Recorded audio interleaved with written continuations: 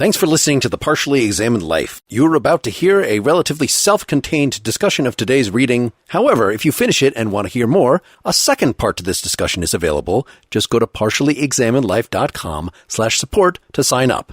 This episode is sponsored by The New Yorker at newyorker.com/PEL. Listen for more details later. St. John's College is for undergraduate and graduate students who seek meaning in their lives, who ask hard questions of themselves and their world, and who dare to free their minds. In small, discussion-based classes, students grapple with fundamental questions that confront us as human beings and engage with influential works by some of the world's greatest writers and thinkers.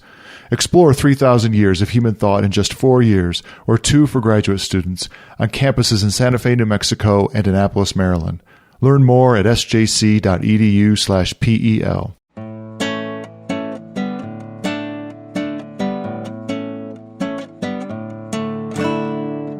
You are listening to The Partially Examined Life, a podcast by some guys who were at one point set on doing philosophy for a living, but then thought better of it.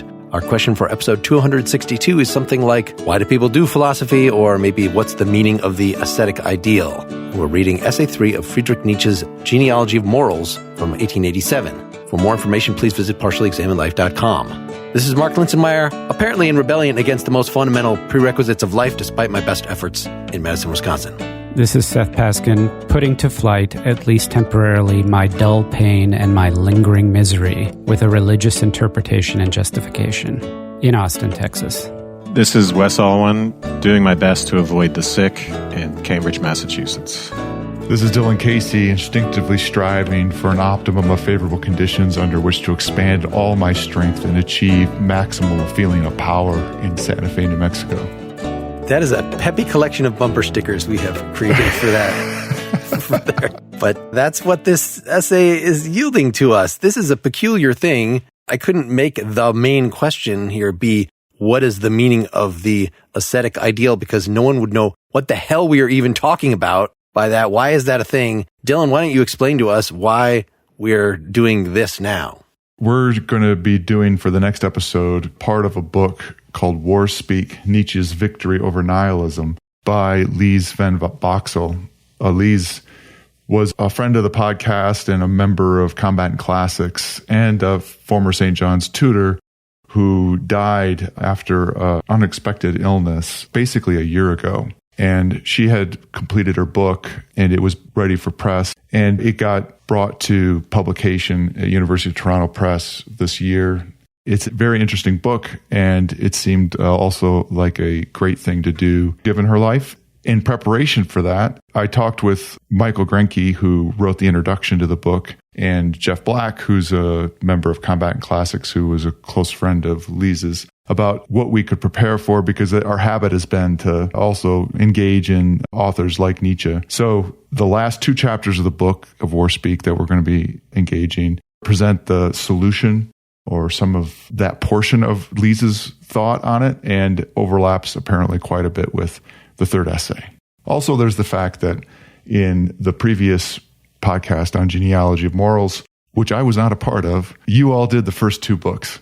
That was episode 11, our introduction to Nietzsche, and we were just so giddy about introducing this figure that we were very excited about, who had been so central to our formative development. Now, 10 years later, many Nietzsche episodes later, I've just about had enough of this dude.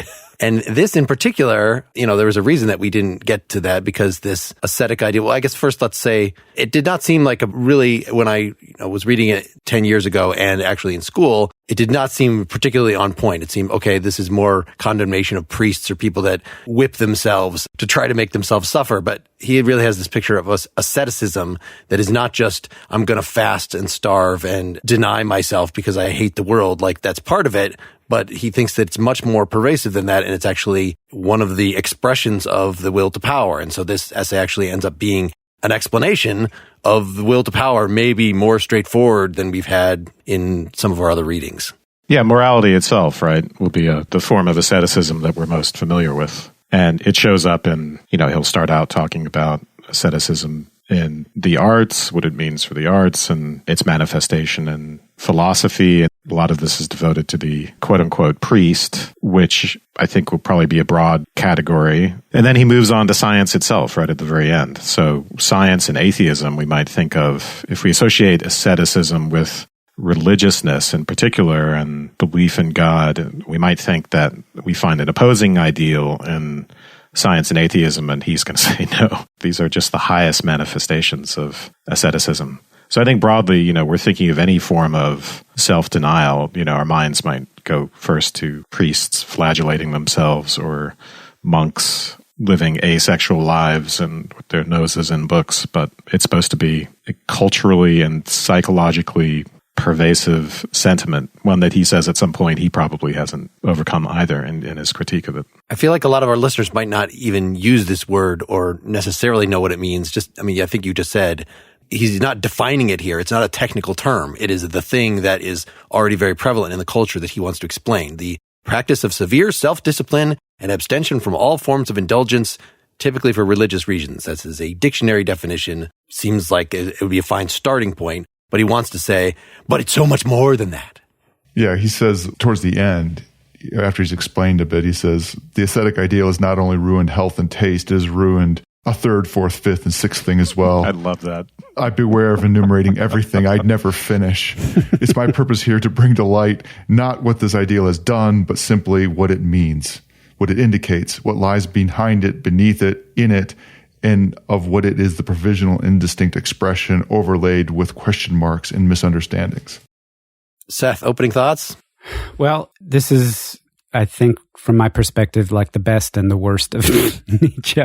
I actually listened to the Audible book version, or one of them, that was a slightly different translation, but was very well read, and it was very entertaining. He's beautiful and acerbic and funny and smart and insightful, and then beats this horse not only to death, but about halfway through the essay, I was like, really? And once he got into the ascetic priest, it just went on and on and on about the same thing, it felt like, for me. So yeah, I have the same sort of feeling that you do, Mark, or maybe it's a little different in the sense that all young philosophy students come to Nietzsche early, and they misunderstand and they don't appreciate what they're reading, and then you get into systematic philosophy and you leave him by the roadside because you think then you learn more and grow more and mature more, and you circle back to him and you're like, oh my gosh, what great insights, right? Like we did when we recorded this 10 years ago or whatever it was, then episode 11. And then you get tired of him again, and then you come back. It's rich to have a lifetime relationship with him. And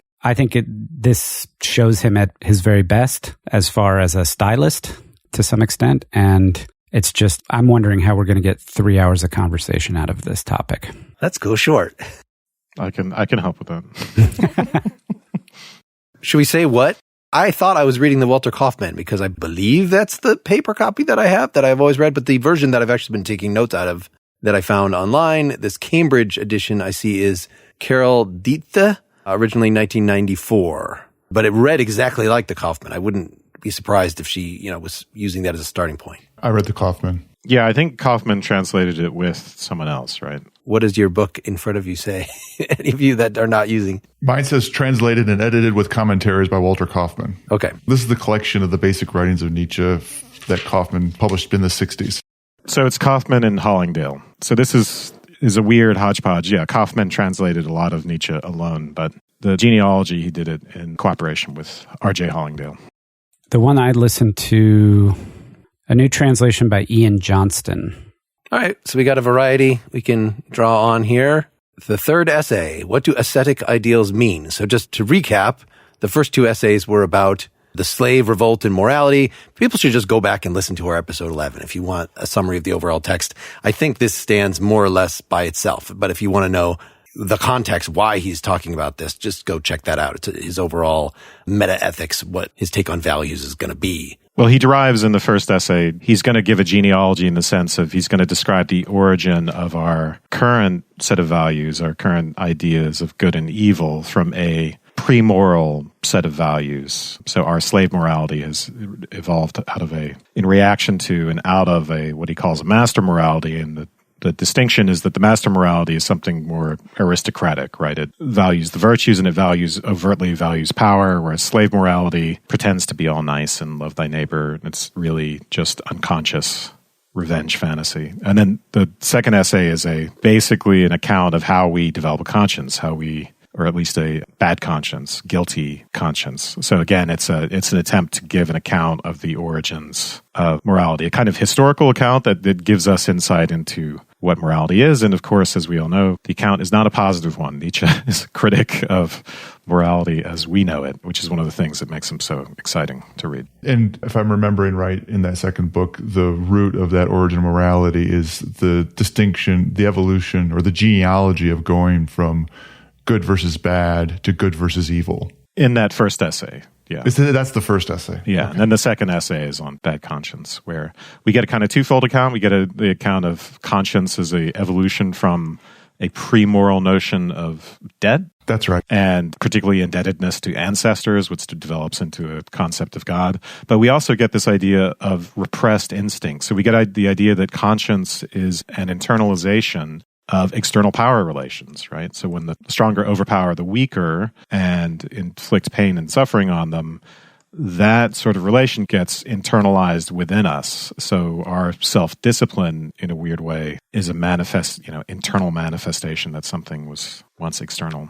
So you would associate ascetic ideals with slave morality, with people that no longer trust themselves to just exert their power, that need to control themselves. Oh, everything, all my gut instincts are actually evil, are vices. I need to control myself, keep myself within limits that are manageable by society, basically. It feels like it's a bit complicated, and I found myself alternately confused as I was going through it, because maybe the easiest way to put it is that there's a way in which, when he's first talking about the genealogy of the ascetic ideal, it feels like it is an assertion of the will to power, that it's hard to distinguish it from, I'll call it, a healthy one. And it's a more passive-aggressive assertion.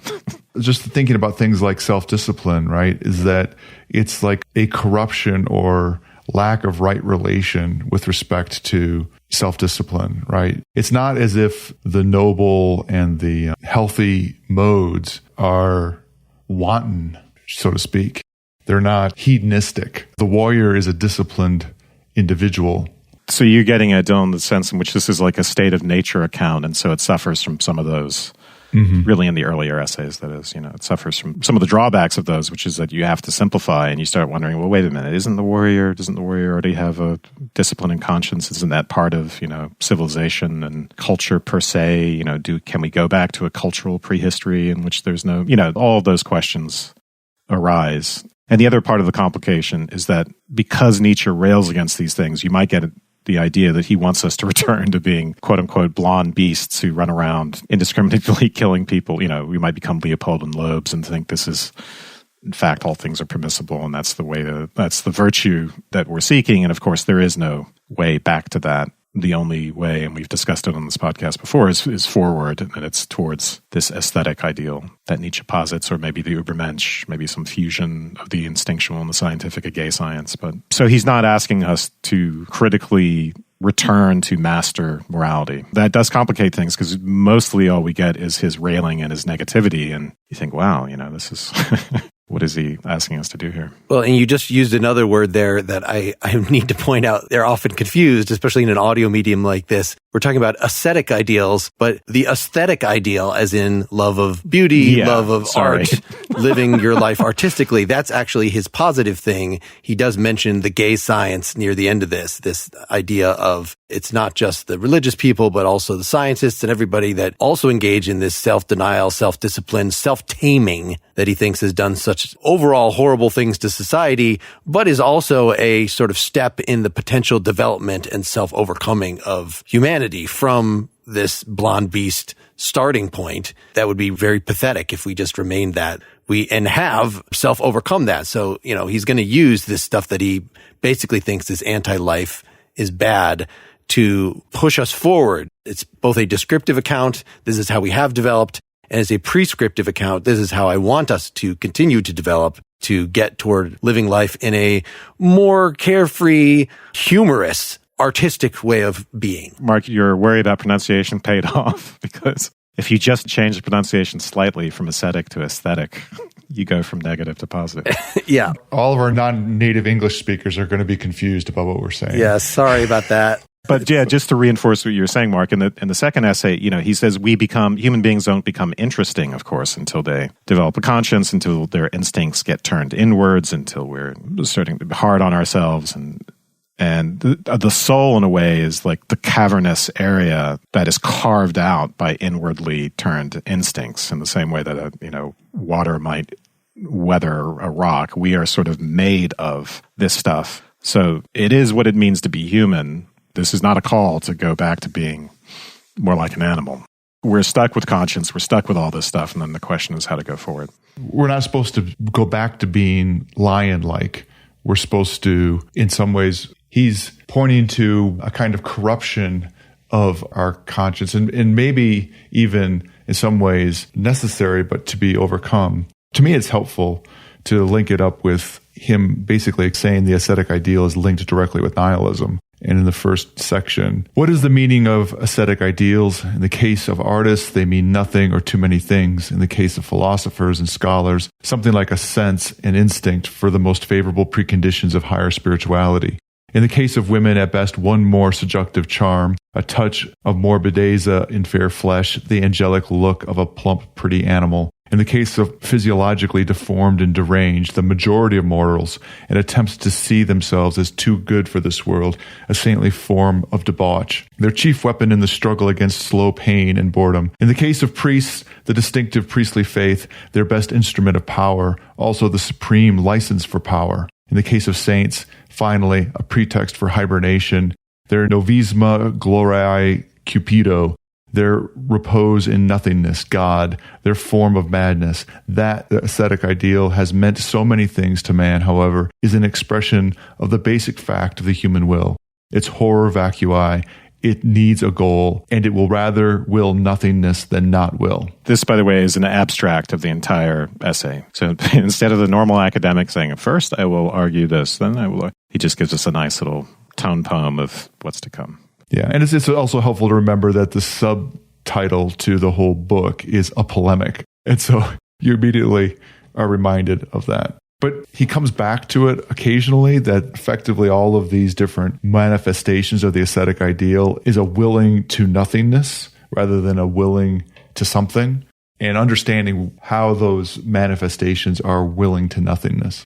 Let's take a minute for some sponsor talk. Getting dinner on the table quickly does not have to mean sacrificing nutrition and quality. With Sunbasket, you can actually have it all every single day.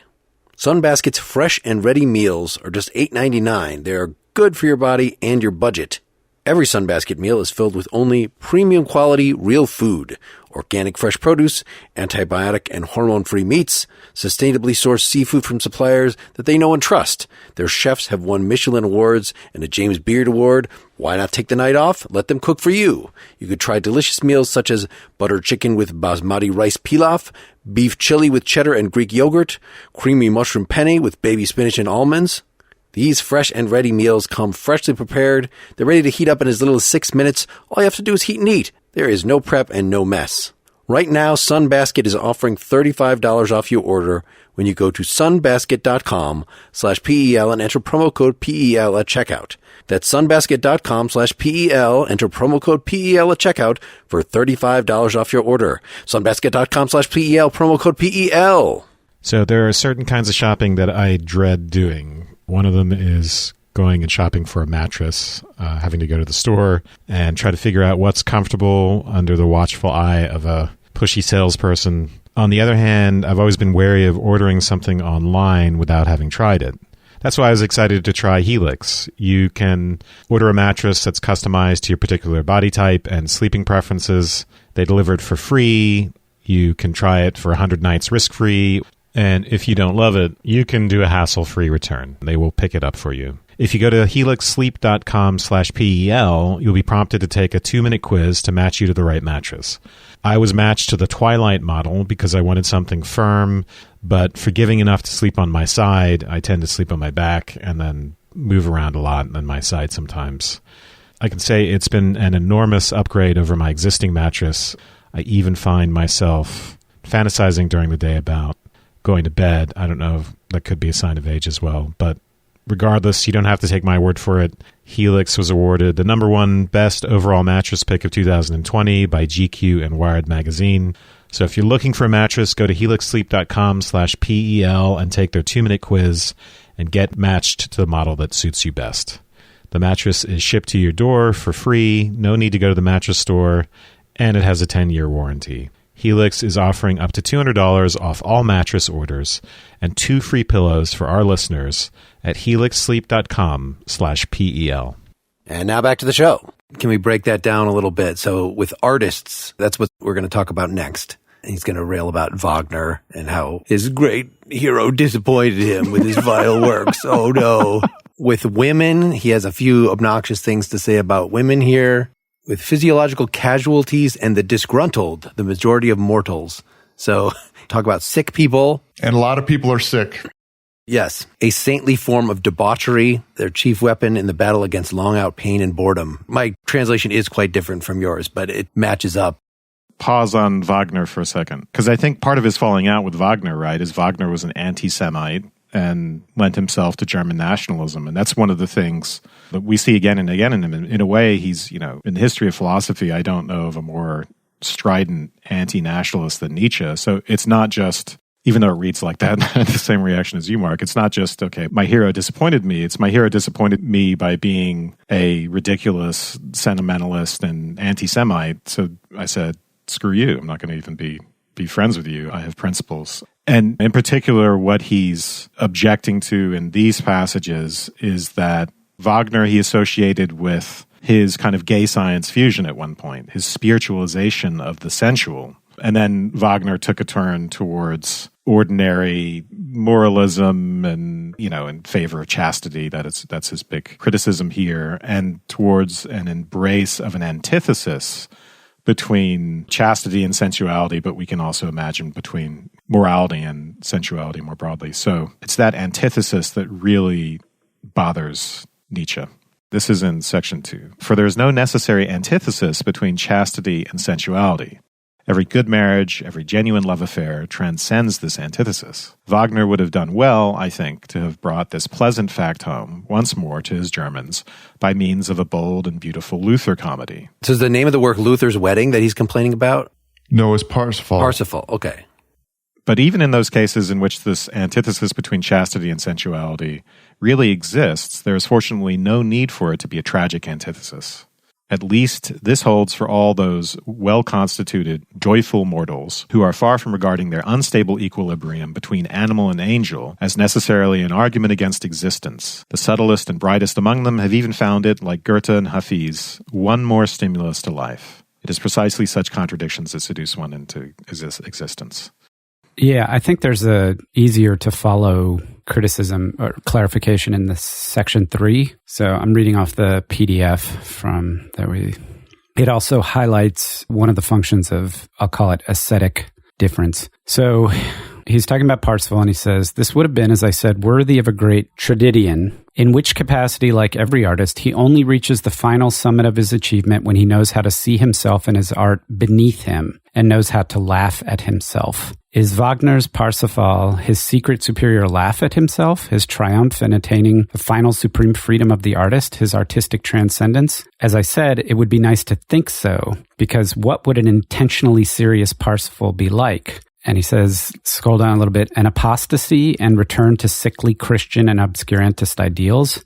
And finally, an actual self-denial, self-annulment on the part of an artist who had hitherto wanted the opposite with all the force of his will, namely for his art to be the highest intellectualization and sensualization. So Nietzsche sees Parsifal as ultimately being a denial of everything that Wagner celebrated in his earlier works by virtue of celebrating Christian ascetic ideals instead of celebrating and manifesting what he calls the sensuality of life. Well, highest spiritualization and sensualization, which I took to be a fusion, because that's the way he puts it elsewhere, right? To spiritualize the sensual, to bring them together. And then that's why music in particular is the best at doing that, in part because it avoids words. Am I getting it right that the kind of literature, the kind of music, the kind of art that he likes is this kind that is, I'm sort of reading Kant into this, that it's autonomous, that it is just a creation unto itself. You're a world creator. You're making yourself a god. Whereas if you use your art to deliver a message, it's a morality tale, then there's something cheap and sleazy about that. And especially if you use it in a manipulative way. So it's not just growing of itself and its might, but you're using it to soothe people intentionally. Those are ways to get it wrong. Yeah, he directly criticizes, right? Of course, this is one of the manifestations of the ascetic ideal in art, which is just that it's a handmaiden to certain political views or to certain philosophical views. And that actually gives him a transition from Wagner to Schopenhauer to its manifestation in philosophy in general. And to begin with Schopenhauer, he's actually critical of Schopenhauer's influence on Wagner because music goes from being a means to something that accompanies drama.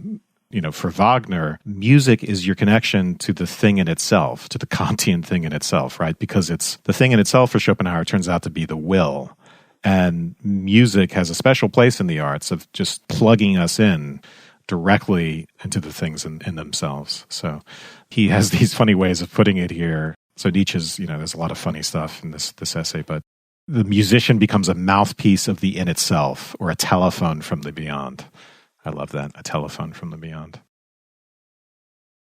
There's a way when he's talking about the artist that he's actually praising asceticism. Just think of the artist who's so devoted to his or her art that everything else just goes by the wayside. I will not even bother to eat. I'm not going to cultivate any of my relationships because I want to, as he's saying, remove any blocks, any disturbances from my getting in touch with, whether you could call it the thing in itself or, just the autonomous growth of the work. It's all for the work, art for art's sake. That is a completely expression of the ascetic ideal, but there's something according to Nietzsche that is awesome about that. That is, he's going to have mixed feelings about it, but there's something very admirable about some of these ascetics that it ends up being not a self-immolation, a self-denial, because it is denying parts of the self in favor of other parts of the self. It makes you a lopsided person. I was remembering in Zarathustra, in one of the sections where Zarathustra is at his cave and all these people come to be his disciples, and they're all warped in some way, and one is just like a giant eye because he's neglected everything else. And so those are the kinds of people that are, these misfits that are magnificent, that are part of what virtue comes to for Nietzsche. But we need to recognize that there's something messed up about that still. I think part of that esteem he has is particularly for lack of a better term, the first ascetic, the first of a given line. And because it's manifesting a will to power of their own, in a way, it's their own lion coming out, even if it's on themselves, as opposed to the consequences of morality, where all of those people that are followers of Zarathustra are corrupted versions. The first priest is a different kind of case, or the first philosopher is a different kind of case than all the ones that come after.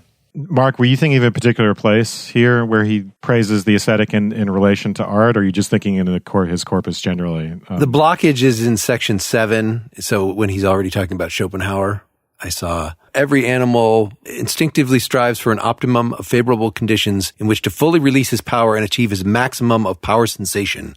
Every animal abhors equally instinctively, with an acute sense of smell that is higher than all reason, that's in quotes, higher than all reason, any kind of disturbance and hindrance that blocks or could block his path to the optimum. That was my quote from the beginning, actually. In this context, he's talking about sexuality and Schopenhauer treating sexuality as his own personal enemy. He's just gone from critiquing Schopenhauer's adoption of Kantian aesthetics to get to the idea that our aesthetic judgments, their function is to liberate us from the will, right? To liberate us from desire. Although those two things aren't exactly equal, of course. And he reads that in particular as a desire to be free of sexuality. And why?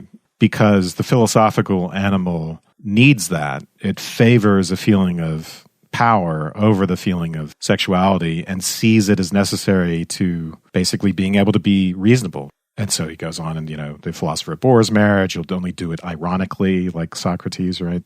So, in other words, sex interferes with being rational and being reflective and being contemplative, and therefore we must get rid of it. And it's in the next section, section 8, where he will work towards the first account of sublimation that I'm familiar with, where I mean specifically this idea that at the end of section 8, he'll say, sexuality is not eliminated in the aesthetic, it's transfigured so that it no longer enters consciousness as sexual excitement. That's the way he puts it. He doesn't, of course, use the word sublimation. That's one of the things about this whole book, and of course this essay, that is so important with Nietzsche, these little psychological insights that are really novel and build, they're leading into Freud, of course, and they're laying the groundwork for something pretty radical conception of the way human psychology works. I was just searching in my notes for the word blockage because I'm trying to find where actually he says that about artists in here. Clearly, he says for art, the ascetic ideal means too much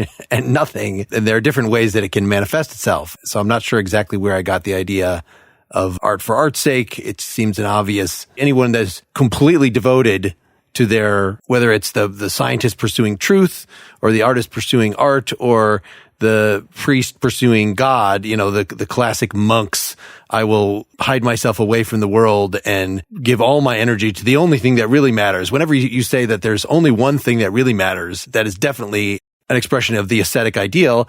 And also an expression, a messed up expression, but a interesting one of the will to power, that you're funneling your power in a certain way.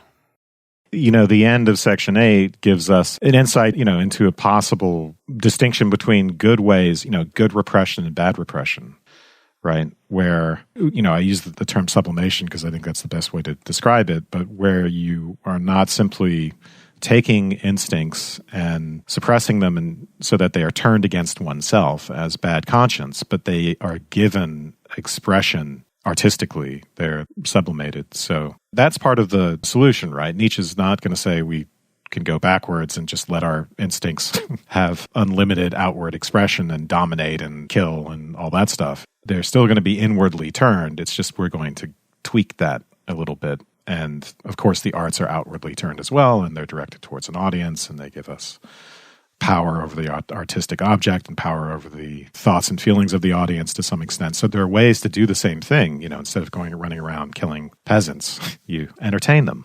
You put on a play for them. Are you thinking in particular of the last paragraph of section 8? Yes. Well, here's another quote from section 7. The ascetic ideal points the way to so many bridges to independence that no philosopher can refrain from inwardly rejoicing and clapping hands on hearing the story of all those who, one fine day, decided to say no to any curtailment of their liberty and go off into the desert, even granted they were just strong asses and the complete opposite of a strong spirit. So, in other words, what does the ascetic ideal mean for a philosopher? On seeing an ascetic ideal, the philosopher smiles because he sees an optimum condition for the highest and boldest intellectuality. He needs time to study. He or she needs a room of one's own, right? So that's the idea. That's why the ascetic ideal is important to philosophy. I want to be with my books.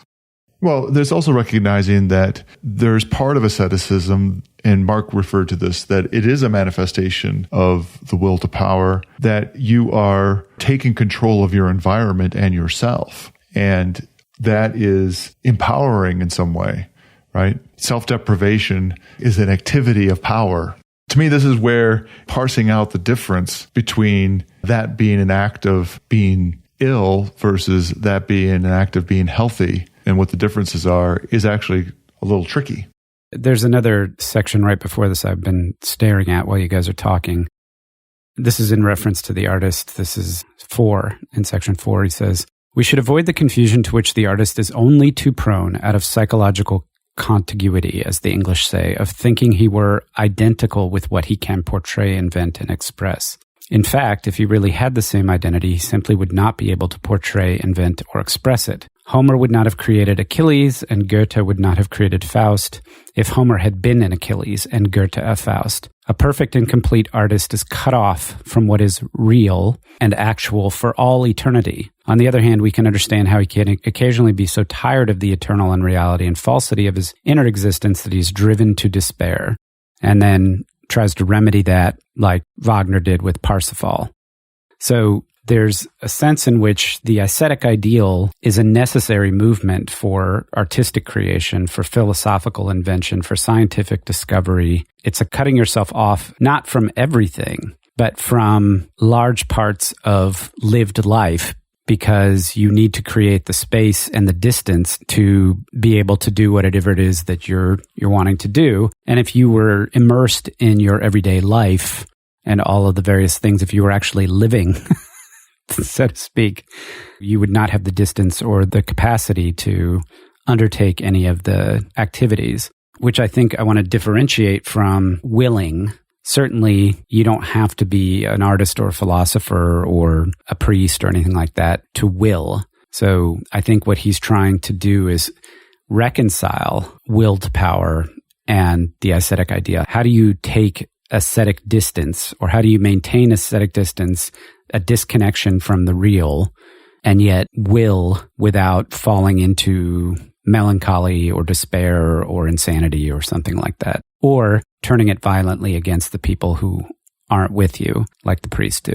And before we finish up here, we've got a couple more sponsor messages. We frequently get mail from listeners saying they love the show, even though they aren't able to read all of the texts along with us. That's totally understandable. It's hard enough for me to keep up myself. That's why I often use Audible to help as I study. I listen to an audiobook version of one of our source texts as pre-work, or to reinforce my understanding prior to our conversations. For example, I used Leighton Pugh's reading of Locke's An Essay Concerning Human Understanding during our recent Lockathon, and really enjoyed Duncan Steen's reading of Nietzsche's On the Genealogy of Morals for our discussion of Book 3. The quality and engaging style of the performers really add a dimension to the written word and bring the text to life. Audible enriches my experience of the readings while deepening my understanding. Audible is the leading provider of spoken word entertainment. Of course, their catalog of thousands of titles goes well beyond philosophy, including bestsellers, celebrity memoirs, languages, business motivation, and more. Audible members get full access to their Plus catalog available for streaming or download. And when you join, you'll get 1 credit each month, good for any title, to enhance what you are doing, where you are going, or how you are feeling. Credits are good for 1 year, so you can take your time perusing the catalog to make just the right choice. Right now, we are happy to partner with Audible for one of their best offers of the year. During Audible's President's Day event, you can get Audible for $9.95 a month for 6 months. Visit audible.com/examined or text examined to 500-500. That's audible.com/examined or text examined to 500-500. I've been a subscriber to The New Yorker for some time now. I originally signed up for the print magazine because I like the long-form content and the feel of a glossy magazine in my hands early on a weekend morning. What I didn't realize when I subscribed was that the print edition represents just a fraction of what you get with The New Yorker. The daily online edition has up to 15 exclusive in-depth articles on news and culture from the best writers in America today. This past week, I enjoyed John Seabrook's article, Has the Pandemic Transformed the Office Forever?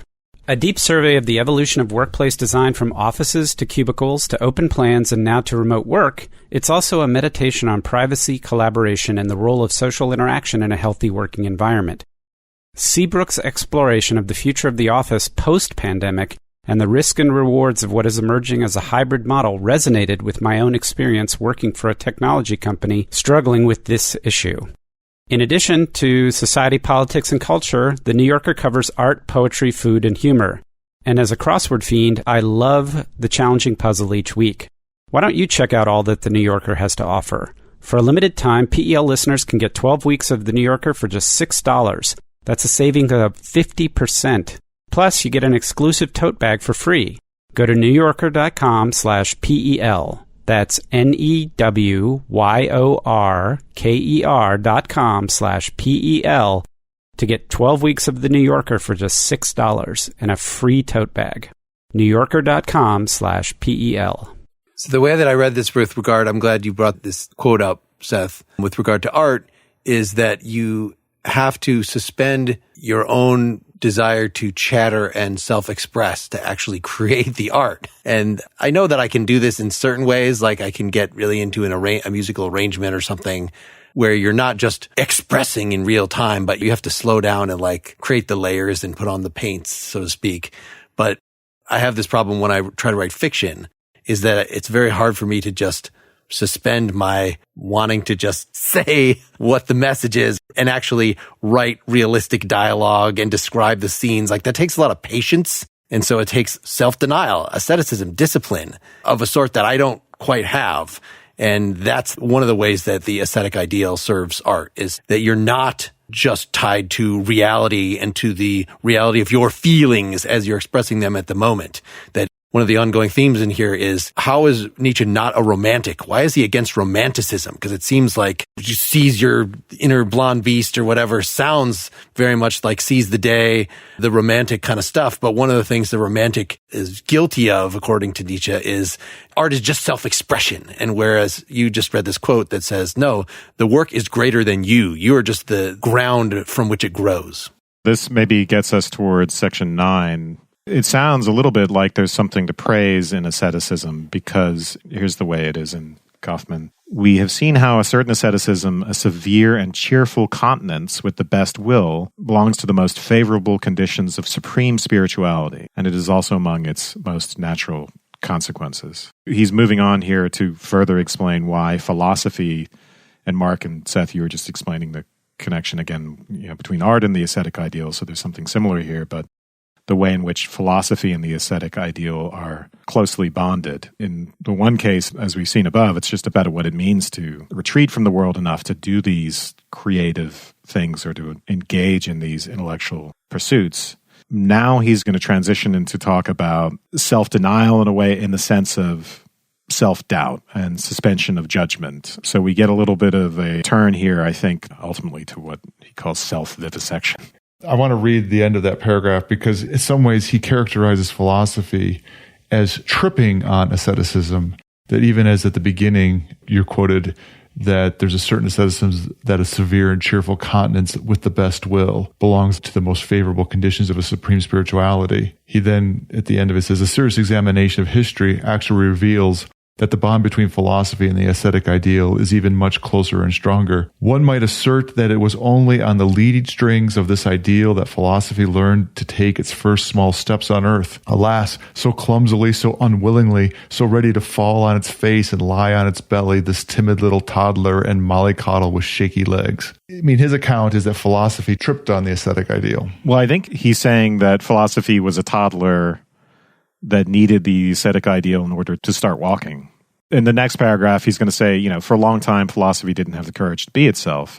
Its bent is towards doubt and suspension of judgment, right? So he's thinking of the ancient skeptics. How does it actually, in light of that, assert itself? Well, it asserts itself once it can tie itself to the ascetic ideal. That's part of why the ascetic ideal is so important to philosophy. It becomes like its rallying cry. It becomes the banner under which it can march. In other words, doubt can't just be doubt, and investigation can't just be investigation. They have to be moralized to some extent to get some forward momentum. And it turns into a kind of hubris in which we cheerfully vivisect our souls.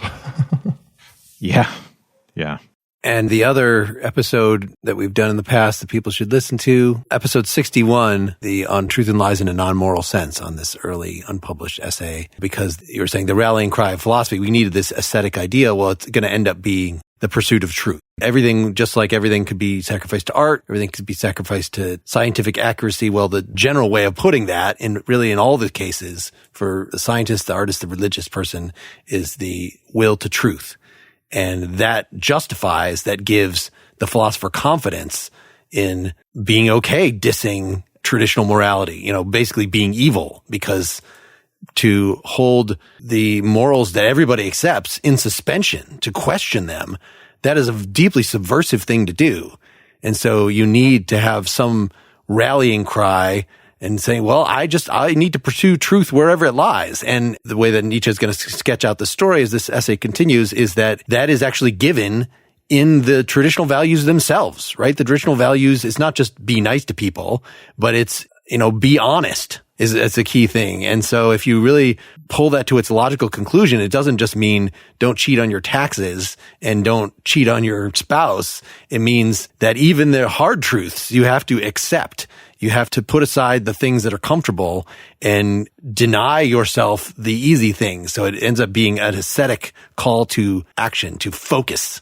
Yeah, and I think you're pointing out the way in which it's a turn to self-righteousness, or a kind that is at the core of the corruptive ascetic ideal, where that will to truth ends up damaging and separating rather than flourishing. Then I think in 10, we start to get the transition from the philosopher to the priest, right? I mean, part of the account that he gets is that the earliest contemplative men, right, are objects of suspicion, which is, Mark, part of what you just got at, and they're despised. And so you have to do something. You have to disguise yourself in a way in order to make that permissible. And he talks about getting others to be afraid of you. And you do that, oddly enough, by being self-castigating. Because it's like, holy shit, what the fuck? That person is whipping themselves with... So there's a certain power in that. And he talks of power-hungry hermits, right? Power-hungry hermits, yep. And it's the power of self-torture, which leads to some sort of power for the contemplative man. I think what he's saying is that you have to cloak yourself in priestliness, right? So if you want to be contemplative, you have to become the priest. At the end of that section, he says, the peculiar withdrawn attitude of the philosopher, world-denying, hostile to life, suspicious of the senses, freed from sensuality, which has been maintained down to the most modern times and has become virtually the philosopher's pose par excellence, is above all a result of the emergency conditions under which philosophy arose and survived at all. For the longest time, philosophy would not have been possible at all on earth without ascetic wraps and cloak, without an ascetic self-misunderstanding. To put it vividly, the ascetic priest provided until the most modern times the repulsive and gloomy caterpillar form in which alone the philosopher could live and creep about. That is so awesome. Yeah, so it's not that if you want to be a philosopher now, you have to become a priest. This is still a genealogical account. In the past, yeah. Now you just have to be a nerd. Well, nerdiness, I like thinking about these modern terms in ascetic terms. Like, what does nerdiness means? In fact, for Pretty Much Pop, we just recorded one on chess and these people that give their lives to chess, and just it becomes this endless pit of their attention that you can always learn more history, more rules, more strategies, train your mind so you can see so many moves ahead. Like, this is completely an example of the ascetic ideal at work. Yeah, and this is why nerds are disliked, right? At least in the old nerd, in the way the term used to be, in the pejorative sense. Now it can be kind of cool to be a nerd, but the nerd is bullied and mistreated because they overvalue truth. The overvaluation of truth immediately makes you an object of suspicion because social life is built on lies. It's built on deception. When someone says something that's wrong or false, but it's for the sake of establishing a social bond, if you raise your finger and say, well, actually, it's not really the way it works, you're ignoring the whole social function of that speech act and taking it literally and trying to interpret it literally. And that's the will to truth in the nerd, and why it goes wrong. But just in that phrasing, you see how the priest or the iconoclast, self-righteous, religious person, they gather their actual power by that dissociation, by turning that self-righteousness into a pose with and convincing other people of it. They can become more powerful themselves in that position. So he ends up adding nuance to this account that we've covered in other episodes and earlier in this text of why the Christian ideal is self-denying, it's slave morality, it is going against the instincts. It works differently for the leaders, right? The priests that keep everybody else in line, they serve a particular social function as opposed to the sheep over which they are the shepherd. At least they get to exert that power themselves, whereas the common people are merely made, well, there's a lot of quotes on what the difference between these two groups is, but they're different social functions. The priests supply the common people with their narcotics, right? Which will turn out to be work and love thy neighbor, which he calls a petty pleasure or something like that. So you get distracted by that by the priest. Let me read this quote and then see if I can tie it back to what you just said. So he's talking about why are we battling against the ascetic priest? The idea we are fighting over here is the valuation of our life by ascetic priests.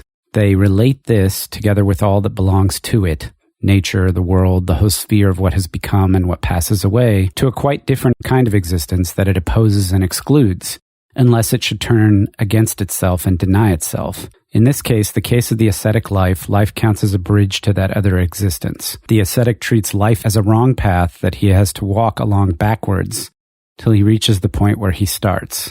So, Mark, are you then making the connection in what you just said between the Christian overturning, or reversal of all values as an ascetic turn, which would mean that the values they overturned were not ascetic values.